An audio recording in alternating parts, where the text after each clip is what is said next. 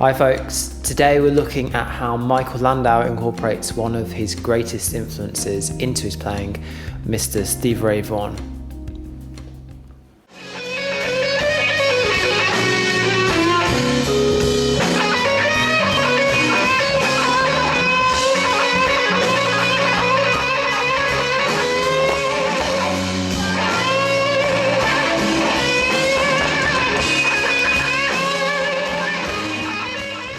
So, of all the influences that Mike has mentioned, people from Jaco Pastorius to Pat Martino to Weather Report to Cream to the Beatles, I think two of those who come through the strongest and most frequently are Jimi Hendrix and Stevie Ray Vaughan. It seems that no matter how outside Mike goes with what he's doing, however jazz or fusion it might be in that moment, it's very common that he comes back to the blues and comes back to some staple Stevie Ray Vaughan and Jimi Hendrix ideas and approaches. So we're going to be looking at a couple of those approaches today, focusing specifically on Stevie Ray Vaughan because Hendrix is kind of another video unto himself. And we're going to break these down not into a specific lick, but into units which we can combine in multiple ways. So the first thing I want to point out is that I've kind of deliberately veered away from a blues context with the intro solo. I think an obvious choice would have been to do something in the style of Word Life Blues, but I wanted to opt for something that was more pop-centric to show you how, even in something that is largely melody-driven, you can still kind of shoehorn a fair slice of Stevie Ray Vaughan in there to give it a bit of energy and a bit of kind of excitement. So from a theory perspective, this is very simple. We're going to be using kind of 90% minor pentatonic scale with only a couple of outside notes here and there. We're going to be using predominantly positions 1, which we know really well, obviously, position 2, which is the one up from it, and position 5, which is the one that sits kind of behind it. Okay, when you're practicing these scales, I'd always advise starting and ending on the root note because you want to reinforce where home is so you can resolve your phrases. The second thing I'd advise is actually speaking or thinking through the intervals when you're practicing them. So for example, with position 1, I'd be going 1, flat 3, 4, 5, flat 7, 1, flat 3, 4, 5, flat 7, 1, flat 3. And then to kind of reinforce this, I can go, okay, well, I'm gonna bend every minor third a little bit so that it sounds more bluesy. So I'd have like, and then I'll do that with every shape.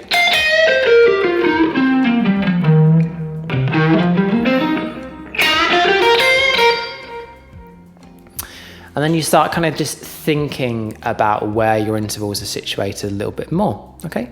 Those are our 3 shapes which we're mostly going to be using today. Now, the way that I've opted to approach this lesson is talking about blocks. So rather than teaching you a specific lick, I'm going to give you lots of mini licks which you can then combine in different ways. And that's kind of, I think, probably how Stevie Ray Vaughan's vocabulary predominantly works. It's not that he has these big long set licks, he has smaller phrases which he combines in different ways, and he can do that almost endlessly, and we see a similar thing happening with Mike sometimes.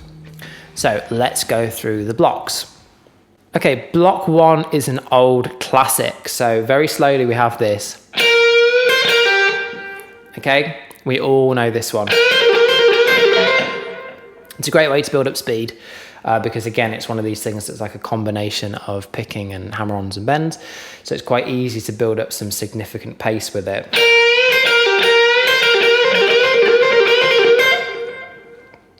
Obviously, we're in the key of C, as in kind of C7. And we're going to start by bending up to the root note. Okay.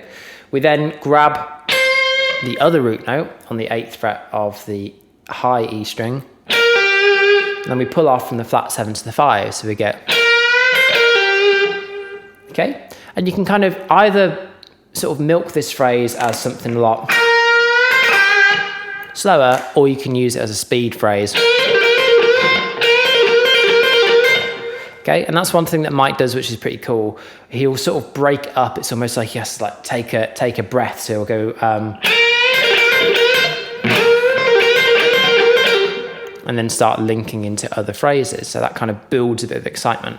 Let's move on to block number 2. Block number 2 is using a similar palette of notes, but we're approaching it in a slightly different way. So we have and. Okay, we can alternate between 2 strings on this, but if we start with the B, we're going to again bend up to our root, and then this time we have a roll from the root note to the 5th. So we're bypassing the pull off that we had before. Okay, and then you can alternate between and the flat 3 on the E string. Okay, and again you can combine that in lots of different ways. So we have block 1 and block 2, and right off the bat we can start combining these in kind of fun ways.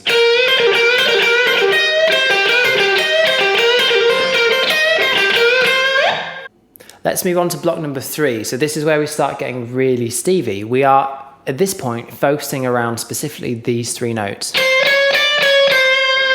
which is the root, the flat 2nd, and the 2nd. Okay, and we get these sort of phrases cropping up.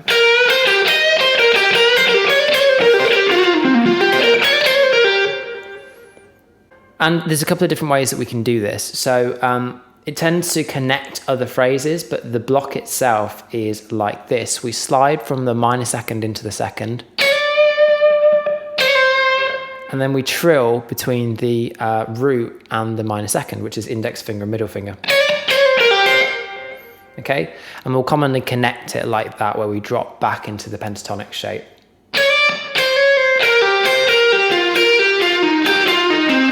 Okay.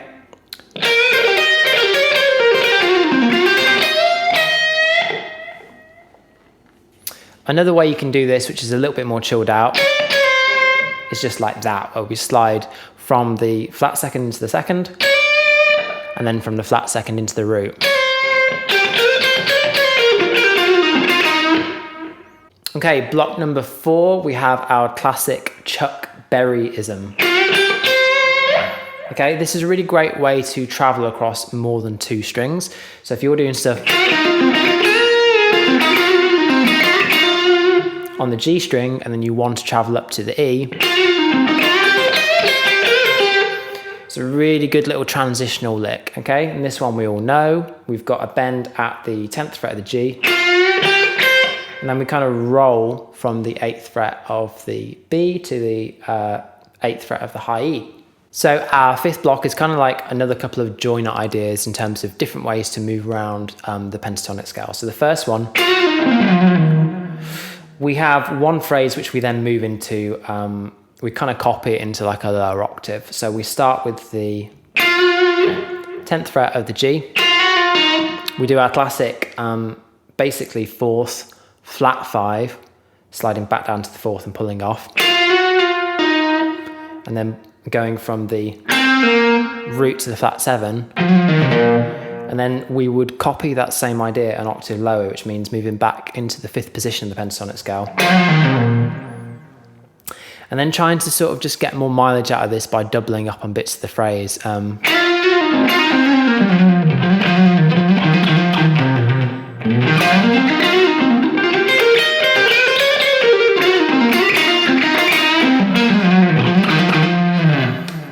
Okay, good exercise is just to kind of see how long you can go without having to take a breather. Not saying that's how you should play all the time, although you could, but it's really just to see how long you can keep this fluent, and then figuring out which of the other blocks you may need to use to kind of keep this going in a fluid sort of way.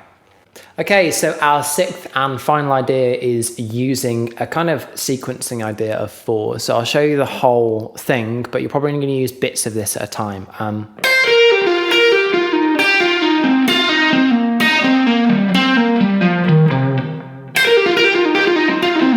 Okay, so just to give you a very, very slow breakdown of this, starting on the root, we then pull off from the flat 7 to the 5.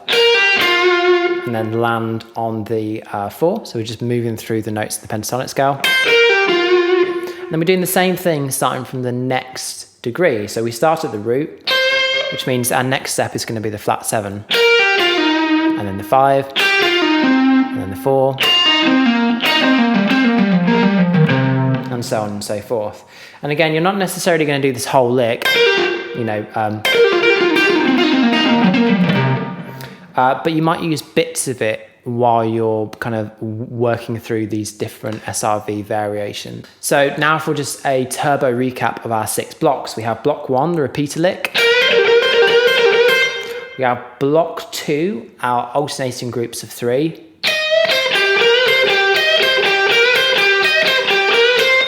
We have block 3, where we're focusing on our second and our minor second. And okay. We have block number 4, which is our Chuck Berryism. We have block number 5, which is our kind of highlighting our blues note. And then we have block number 6, which is our kind of sequence group of 4s. Okay. Now I'm just going to kind of mess around for a minute and try combining these blocks in kind of various ways and just seeing sort of what comes out. So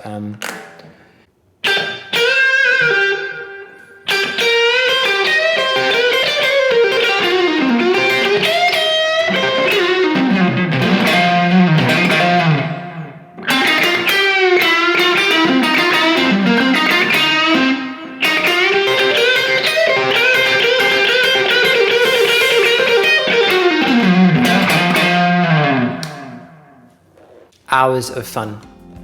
So spend a bit of time working on these combinations, just kind of, you know, getting it to work for you basically.